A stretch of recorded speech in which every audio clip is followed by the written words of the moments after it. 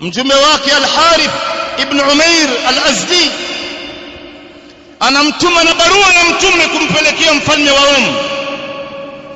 Barua ya mtume sallallahu alaihi wasallam. Huyu bwana alipofika katika nchi ya Rome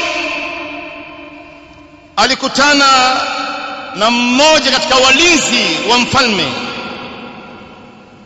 Akamuuliza, unakwenda wapi? Akamwambia, mimi nakwenda kumuona mfalme wenu. Bila shaka wewe ndio ambao umebeba barua ya bwana mtume? Ndio. Hebu ilete hapa. Akaisoma ile barua, akaichana ile barua, kisha akamuua yule mjumbe, maana yake akamkata shingo. Barua ya Rasulullah sallallahu alaihi wasallam na mjumbe wake haijawahi kutokea hii duniani wakati huo, mjumbe wa bwana mtume kuuawa, na ilikuwa ni miko wakati huo mjumbe yoyote kuuawa. Na barua yenyewe ilikuwa inasema nini jamani? Mtume anamfanyia dawa. Katika barua ya bwana mtume imeandikwa, min Muhammadir Rasulullah ila Hiraql adhim ar-Rum. Hii barua inatoka kwa Muhammad Rasulullah inakwenda kwa Hiraql adhim ar-Rum.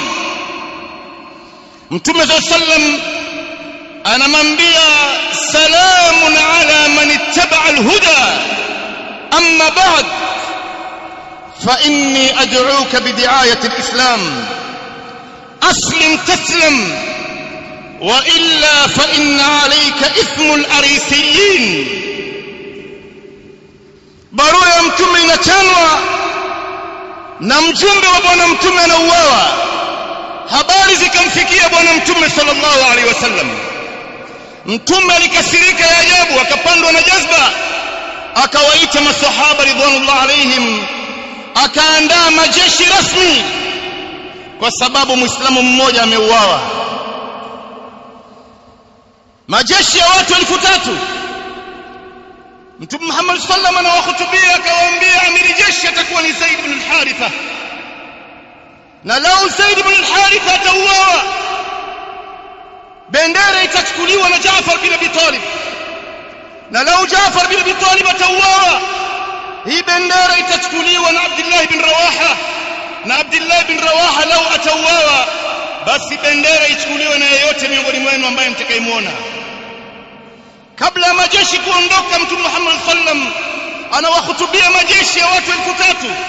Mtume hajawahi kutoa majeshi iliyokuwa kubwa kama hii, na hajawahi kufanya hivi katika maisha yake, kwamba maamiri wanapandiana.